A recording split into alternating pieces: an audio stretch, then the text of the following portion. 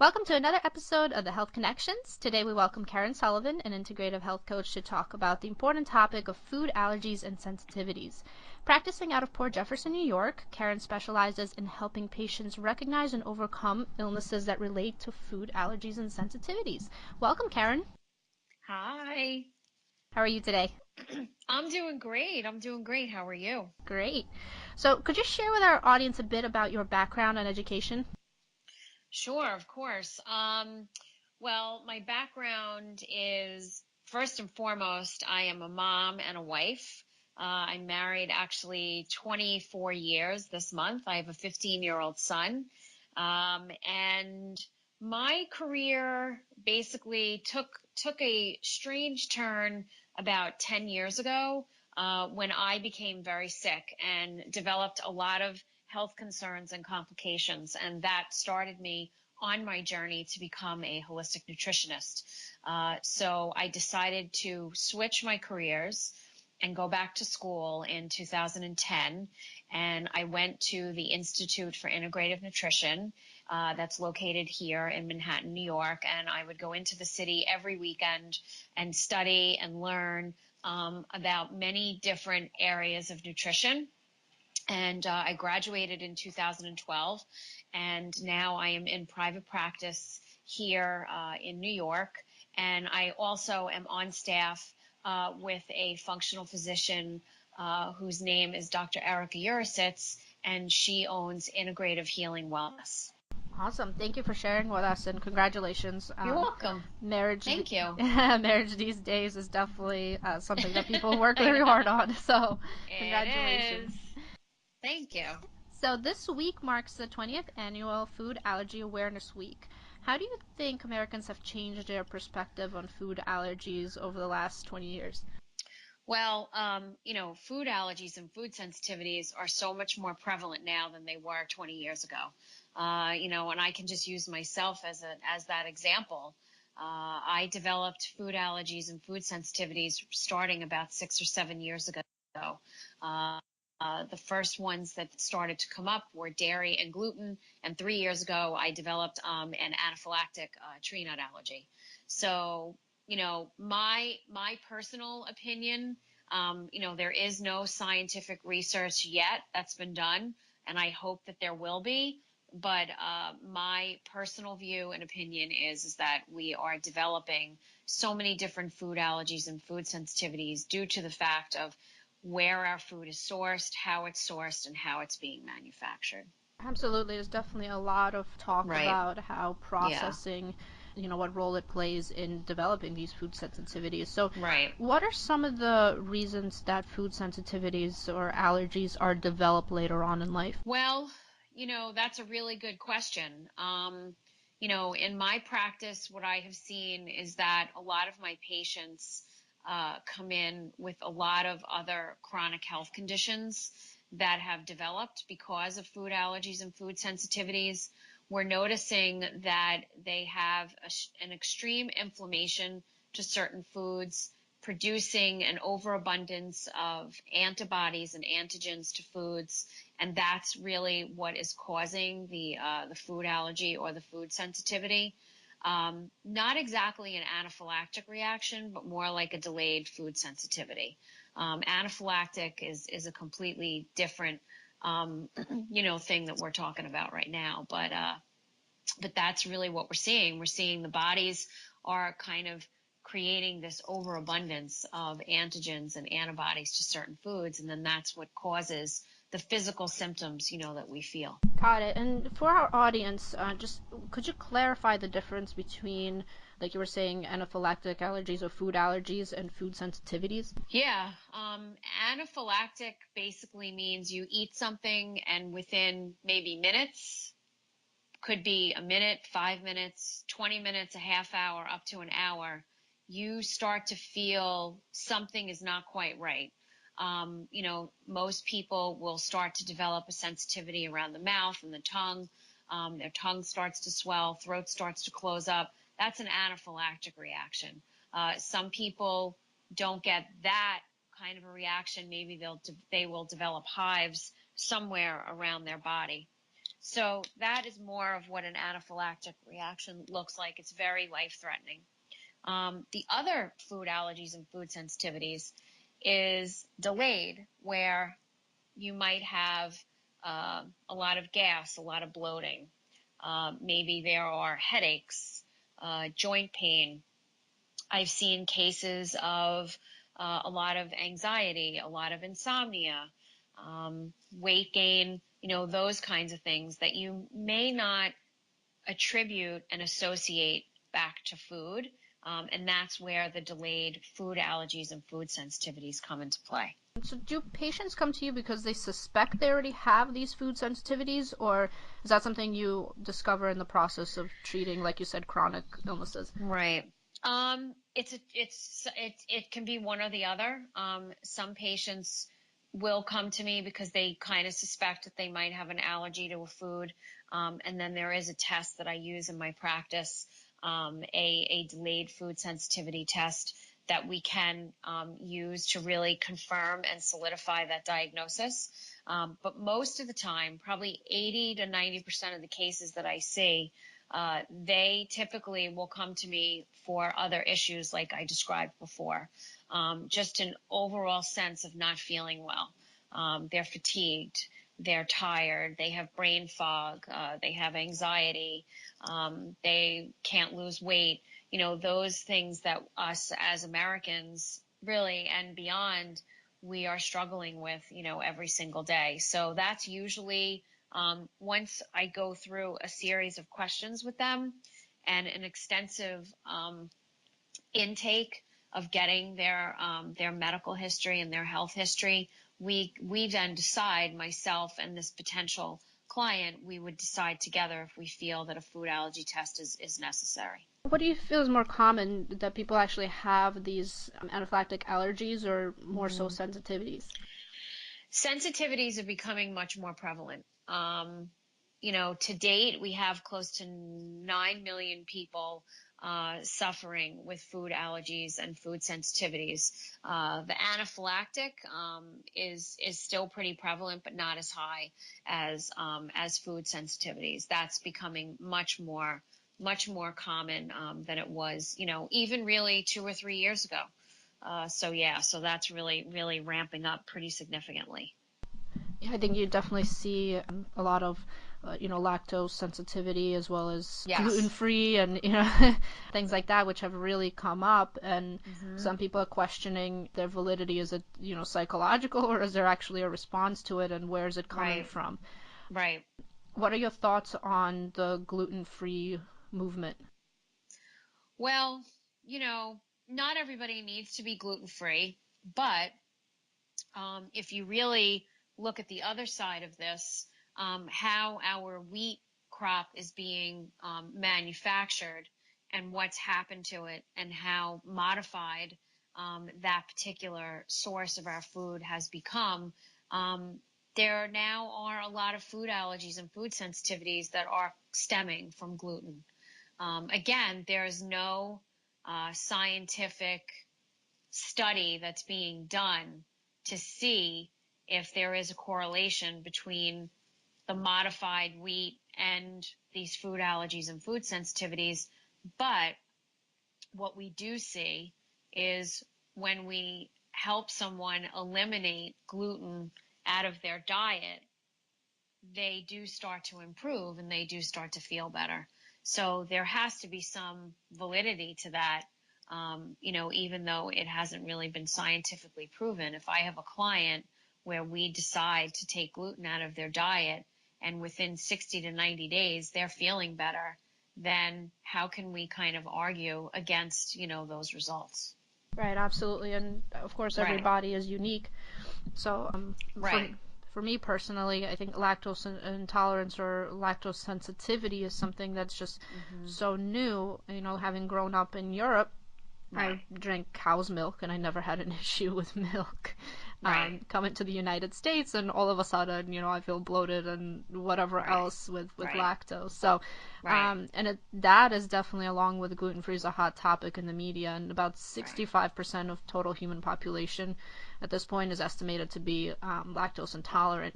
But there is an interesting study that I'd love your feedback on. It was Okay. released by the Department of Biology and University of Turku, which is in Finland, and it says that 82% of its inhabitants, of Finland's inhabitants, are lactose tolerant. Tolerant. Right. Right. And another another study on the other side said that 100% of Zumbia, which seems like an interesting number, but 100% of Zumbia Africa is lactose intolerant. So, what part does the genetic makeup play in these food sensitivities and allergies?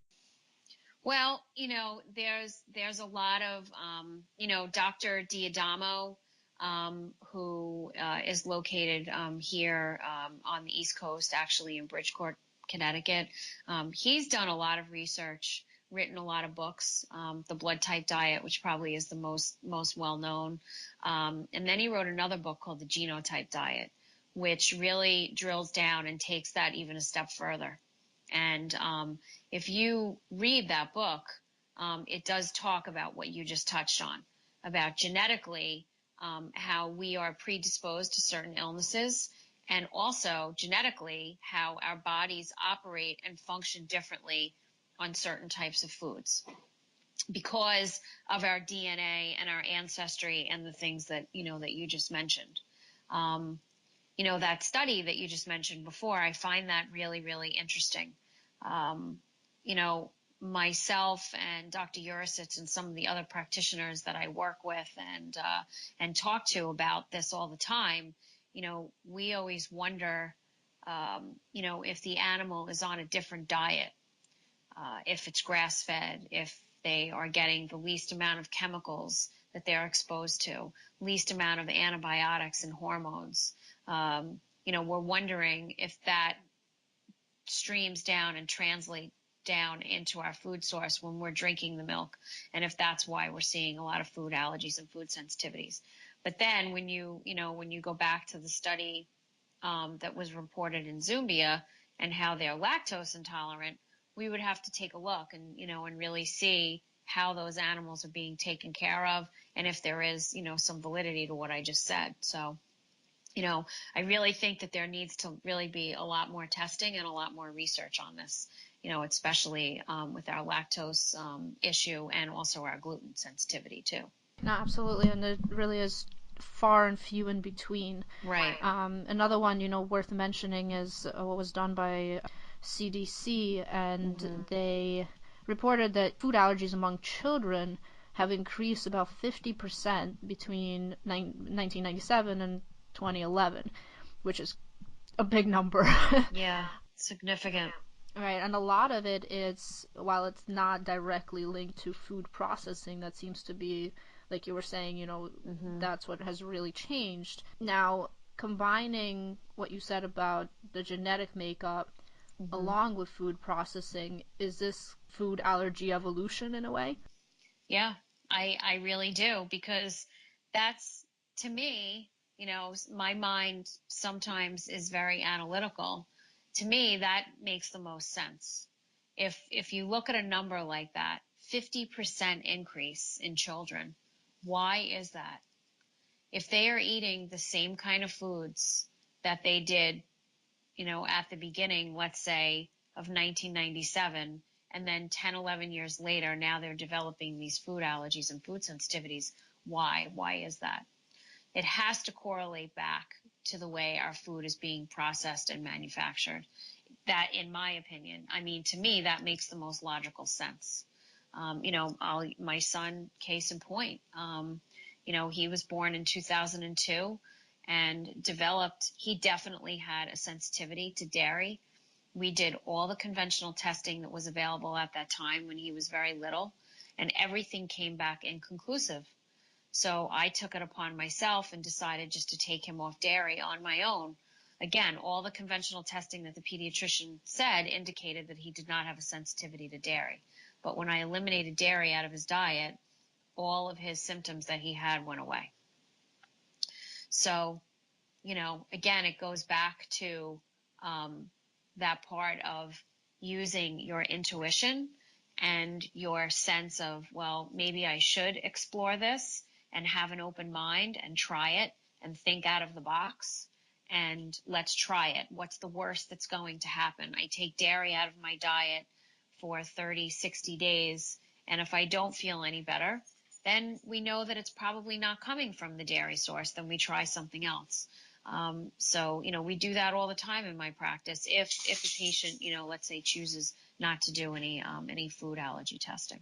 What did you do for fell ill in terms of changing your diet? Well, I did have a food allergy test done by my naturopathic physician here in New York. And that really is what kind of kicked off my whole health journey, really, over the last, 10 years. It started with eliminating foods out of my diet. My symptoms were hypertension, insomnia, and extreme anxiety. Those were the three things that I was chronically suffering from about 10 or 11 years ago. And when I took those foods out of my diet, my symptoms started to get better. We did look at other things, and we did integratively and holistically create a more well-rounded approach on how to alleviate my symptoms. And so it wasn't just eliminating foods out of my diet, but that was the first place that we started. And I did see a really, really great improvement. But it took time. This is not a quick fix. We're so used to really getting relief and alleviating symptoms from a lot of times from taking a pill. So this is really a process that does require patience, commitment from the client, and also to remain coachable and to have an open mind. So if someone really is at that point where they're willing to kind of take a look at this, that's really what we need in order for them to be successful. Brought up an interesting point that you had extreme anxiety. While there hasn't been any conclusive research on it, Oriental medicine does have a theory, or practitioners in Oriental medicine do have a theory that when we have this break between our mind, that our body breaks down as a result, which can result in sensitivities, allergies, or just adverse reactions. So what are your thoughts on that? I'm a huge believer in acupuncture. I go religiously every 2 weeks. So I definitely think that there is a correlation, between our brain and the rest of our body. Now there's a lot of information, if we want to talk about depression and anxiety, there's a lot of stuff out there right now about how serotonin is the uptake of that comes from the belly or from the gut. So if you think about that, if you are eating the wrong foods, it would really make a lot of sense for someone to really be suffering from depression and anxiety. So if you go back to my situation, I think that that's why I started to feel better, because the neurotransmitters that we all make on a daily basis and need really to function, serotonin, GABA, dopamine, all of those good ones, I started to, alleviate my symptoms and feel better. So, but it's not just, if someone is suffering from anxiety, it's not just eliminating foods. We do have to look at some other things. We may decide to do some neurotransmitter testing. We're also looking at the level of stress that they're under. We're looking at maybe the lack of inactivity that they have in their life, if they're not really exercising. We look at all of that. But food allergies and food sensitivities is definitely, one place that we start for sure. Now, is there, so to say, a cure, or do you think that food allergies and sensitivities can be fully treated? Do I think they can be fully treated? I think that they can be fully treated if someone really avoids the foods. But, in my practice, after they have gone through an elimination period, I do like them to try to reintroduce the foods a little bit. maybe after 6 months to a year, because we do want to see if we have healed their gut. And there are some other things that we can do, to heal the gut besides, taking out the foods. So I do like my patients to try to do that. Um, and what's great about that is that when they have been off these foods for a while, like for instance, I just had someone in my office like 2 days ago who had been off dairy for a good solid 3 months. She did not cheat. And she, over the weekend on Sunday, had some cheese. And she said she noticed within an hour that her stomach was twisting and turning and just really in knots. So she realized at that point, like, okay, I really do, my body really just doesn't really respond well to dairy and doesn't really like dairy. So, she kind of did a little clinical trial on herself and came really to that realization, like, okay, I really still need to keep dairy out of my diet. Now, I'll use myself as an example. I have decided to try to bring a little dairy back into my diet recently. And this past Sunday, I had some goat cheese. But what I did is I picked one that was organic and grass fed. So I always usually recommend that if someone does want to try to go back on dairy, that they do really look for an organic and grass-fed source. So we are seeing some good results if a patient goes that direction and that route when it comes to dairy. It's funny you mentioned goat cheese because at the last great event that you had talked a little bit about goat cheese and its benefits. So that's something that I've Right. definitely personally put into Right. my diet and kind of traded in mozzarella cheese on pizza Right. to goat cheese. And Right. you can definitely see a difference. I'm sure some of it is also psychosomatic since I'm not, deathly allergic to lactose, but Right. it definitely does make a difference in seeing these little tweaks. So when working with a patient, do you look at what it is, kind of have a journal of their food and kind of look over what may be the cause of their distress? Yeah, so again, if someone has done the allergy testing, then once we get those results, that's what we use as the map and as the plan on where we're going to get started. If someone comes back with a significant amount of allergies, we start usually with obviously the biggest ones and the most severe, where they have, tested the ones that are the highest. And we decide together. I never ever force a client to come off dairy first or gluten first. I let them decide because it's a big challenge. Dairy and gluten is in everything that we eat.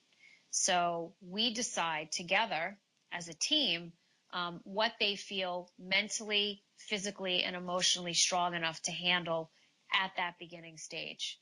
And then I ask them to really, really not cheat for a good, 30 to 60 days. And then we reevaluate basically, 2 weeks and 4 weeks later, whether it's, via a phone consult or in person. I'm shadowing and monitoring them, along that process. If they have chosen to not do any testing, which is okay, then what we do is they keep a journal and they write everything down that goes into their mouth, definitely for solid 14 days. And then they come back to me and then we look at that journal.